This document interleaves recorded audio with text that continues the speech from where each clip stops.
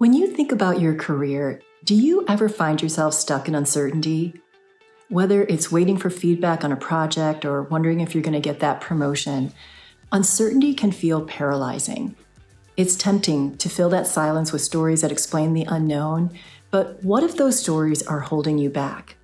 In this week's blogcast, I'll show you why we make up stories, how uncertainty can stop you from advancing professionally, and what you can do to break free from the cycle of doubt.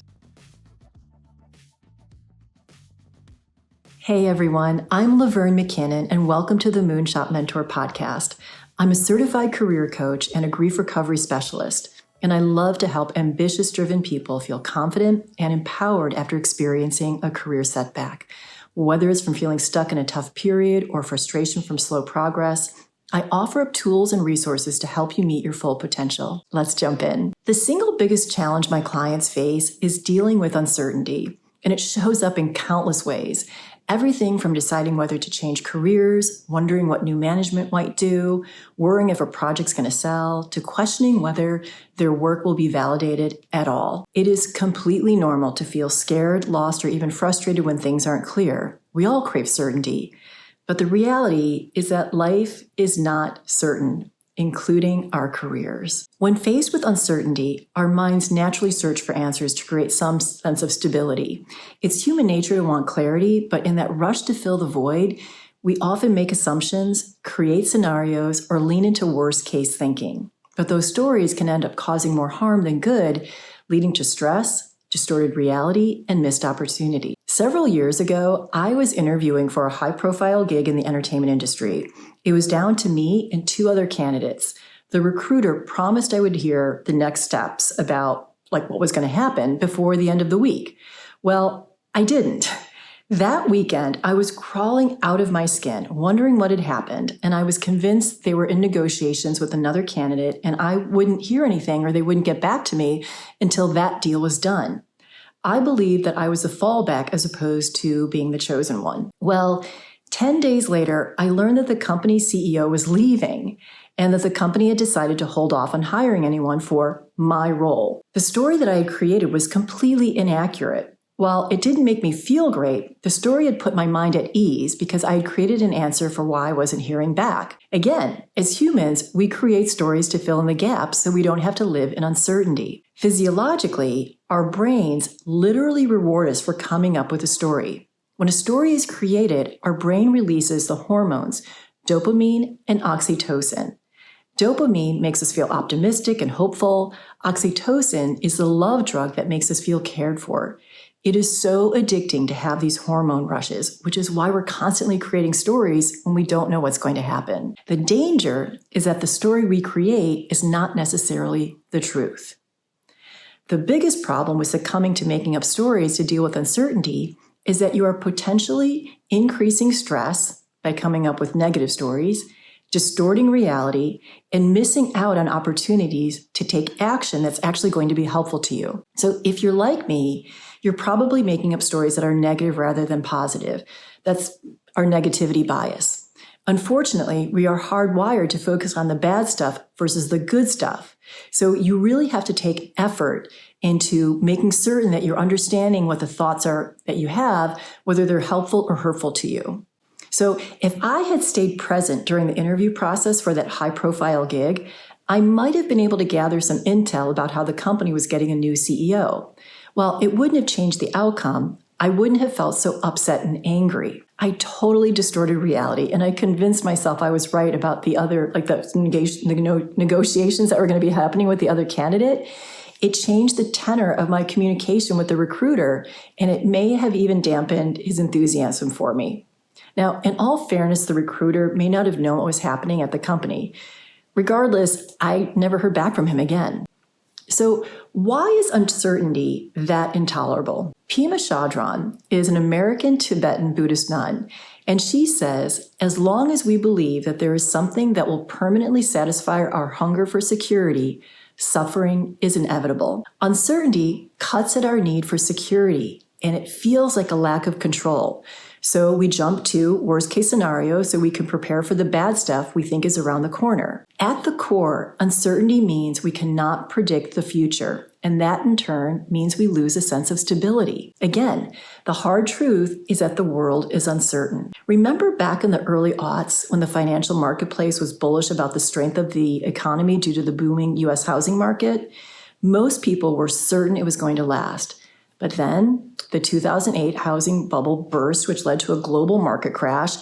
That certainty about the big financial institutions then looked like hogwash. We really don't know what will happen in the future. There are so many ways in which uncertainty shows up in our professional lives. I'm pointing these out now so you have an opportunity to look at how you might be resisting uncertainty, and you can interrogate the stories that you've told yourself. Here are 7 examples or situations in the professional realm of when uncertainty can hit you the hardest. Number 1, career pivots. Deciding whether to change jobs, switch industries, or take on a new role often sparks thoughts about whether it's the right move or how it's going to impact your long-term goals. You may find yourself endlessly asking for advice or going down a Google rabbit hole. 2, job security. Whether it's due to companies downsizing, restructuring, or market instability, the fear of losing your job or the lack of clarity about opportunities can create doubt about your future. 3, leadership changes. When new management takes over, there can be a shift in company culture, priorities, or mandates, and that's going to leave employees and indie contractors unsure about how to move forward or whether they'll even have a job or an opportunity. 4, project success. When you're leading or participating in a project with high stakes, the pressure to meet deadlines or deliver results, especially when outcomes are unpredictable, can cause doubt about whether things will go as planned or hoped. 5, skill relevance. With rapid changes in technology and industry trends, people often feel unsure if their current skills will remain valuable or if they're going to need to keep up with new learning to stay competitive. Artificial intelligence is a big driver for this uncertainty. 6, work-life balance. Trying to balance personal and professional responsibilities can lead to ambiguity about how to prioritize time and energy, especially if there's pressure to succeed in both areas. 7, promotion or career advancement. Waiting to hear about a promotion or wondering if you're going to get recognized for your work can create unpredictability around future growth within the company. Creating stories to avoid the uncertainty that these scenarios bring, well, it actually puts blinders on and stops you from meeting your full potential. So, what to do when you're uncertain?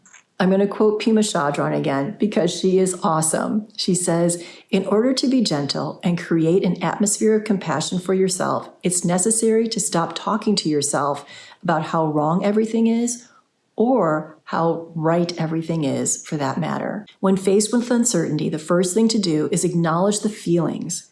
What is it like to not know? What do you notice in your body when you think about new leadership or whether you're going to get the gig or if there will even be a job opportunity that aligns with your talent? What conflicting feelings might be arising? My client, Jessie, shared how every time they're ready to deliver a draft of a project, they feel excited and scared. They're uncertain of what the response will be, so they create a story of how their boss is going to hate it, so they can brace themselves for negative feedback. The second step, once you've noticed and named the emotions, is to be compassionate towards yourself.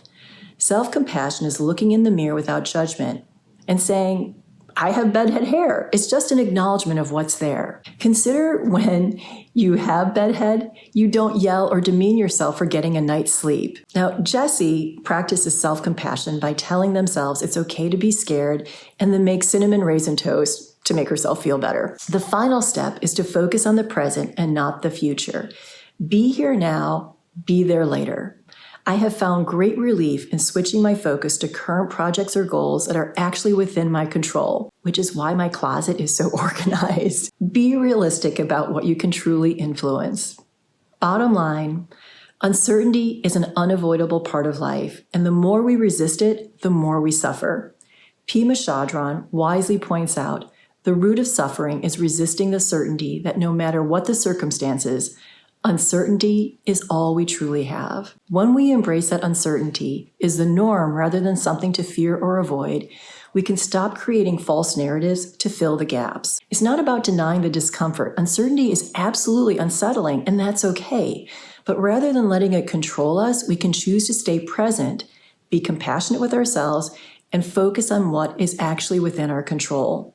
The stories we make up might give us some temporary relief, but they're also going to cloud our judgment, create stress, and distance us from reality. Ultimately, living with uncertainty means letting go of the need for answers and being open to whatever comes next. It's in this space of openness that we can find clarity, resilience, and a deeper understanding of ourselves and the world around us. Let uncertainty be a teacher, not an enemy. Okay, that's it for this week. Next week, I'm going to explore how fear holds us back, but intuition guides us towards something greater. I'm going to show you how to tell the difference between instinct and intuition and how trusting your deeper wisdom can lead to better decisions. So get ready to tap into your inner knowing and make bold moves in your career. Before you go, please do rate and review this blogcast. It's immensely helpful to supporting my work. And remember to head over to Moonshot Mentor on Substack for journal prompts that are going to help you understand your relationship with uncertainty. You can also visit me at moonshotmentor.com, where you can find links to all of my social and how to work with me. I've got a couple of really exciting groups coming up that are opening up for application now that'll begin in January of 2025, so check those out. A very big thank you to Lynn Chen for the video and audio editing. You can find her on social at Ms. Lynn Chen. Thank you so much for tuning in, and I will see you next week.